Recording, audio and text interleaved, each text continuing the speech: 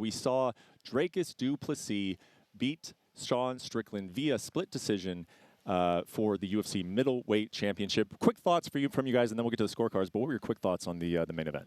I just thought it was an incredible fight. You got two guys that are standing in the middle of the octagon.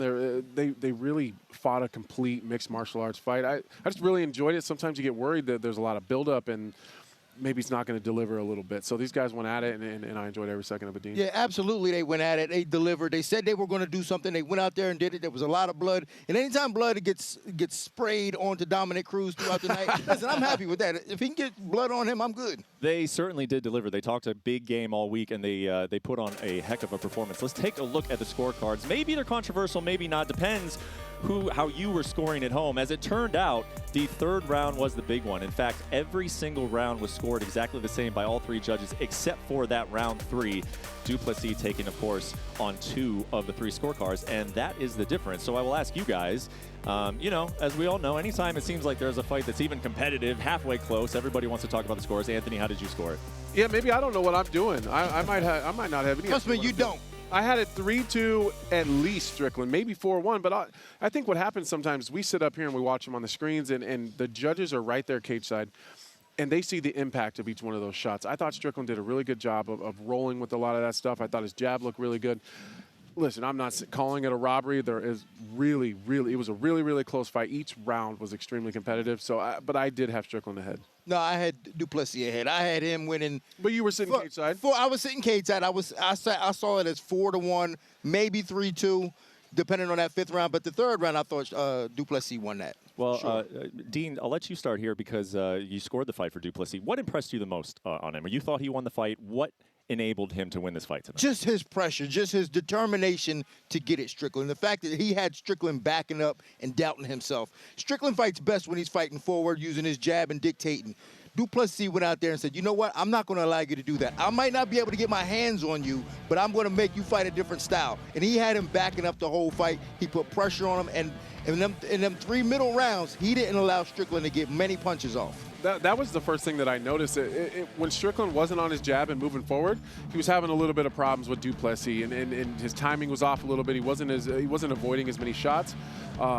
Anytime Sean did start moving forward, he was successful, and Du Plessis did a good job of kind of getting that momentum back in those moments and making Sean start to back up. Clearly, these guys are evenly matched, right? And Strickland's jab that was omnipresent early, the teep kick, it did wane in those middle rounds. I think Sean Strickland deserves so much credit. I could say so many things about this guy, even in terms of accepting this fight. Relative short notice. I mean, he had a full camp, right? But they needed him to turn around quickly. Monetarily, they made it worth his while. But this dude has been an absolute workhorse, and I'm excited to see what he does in terms of building his way back up, because his style is going to be a real pain in the neck for a lot of these middleweights. Yeah, guys, I'm going to move to and focus on the champion. He's a very deserving champion. Whether you scored it for him or Strickland, great performance by Dricus Du Plessis. And it's kind of funny because on the come up, it kind of seemed like everybody was doubting this guy. You know, like, oh, he keeps on winning these fights, but he's losing them. You know, that was a big storyline going in the Robert Whittaker fight. Then he does what he does to Whittaker. Then he comes out here, fights a 5-round fight. Everyone was saying, hey, if this thing goes 5 rounds, Dricus is going to be his disadvantage. He was not. His cardio held up well.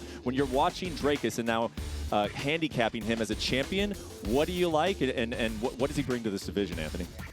So obviously his physicality is huge. Sean Strickland never gets taken down, especially like that. He doesn't get held there for very long. Dricus did it over and over and over. I think what we run into sometimes with Du Plessis is the aesthetics of his style. It doesn't look the same. It doesn't look like what we're used to looking at. It's hard to break down. It's hard to even be an analyst for. The entire time is like I just kept thinking he looks like he's getting tired. Yeah, like his right. body language says I'm exhausted, but the way that he is fighting still doesn't really change. So I think maybe some of that's on us. Maybe we need to get used to what we're looking at and just accept that maybe the fighting style isn't changing, even if the aesthetics does make him look tired. Yeah, no, I think you put that well, and I think I've established enough goodwill with him to say that there is a sloppiness to what he does. And I've heard a lot of high-level athletes suggest that he's really not that good. And now that is no longer noise that we have to listen to. You break through and win a world title like this, and there were a lot of questions that he was unable to answer for whatever reason. Didn't have a UFC main event. Didn't when he won the KSW world title or became a 2-division EFC champion. Never needed to go to a 4th round. He was the fresher fighter, at least in round 4, and even though his round 5 left a lot to be desired, I think the rightful guy won. Yeah, I thought so too. He's just not as smooth as some of the other guys, right? Like, he's not smooth. He's kind of robotic, and he's kind of stiff. But what stands out to me really is his level of professionalism. I mean, ever since he beat Robert Whittaker, he's been talking about being champion. He's carried himself like a champion. He's dressed like a champion, walked like a champion, talked like a champion. Yeah. He's done everything like a champion, and things were lined up for him. And I think that's why he won tonight. He fought like a champion, going forward, saying, listen, the belt is on the line for me. I'm going to go get it from you. I'm taking it from you.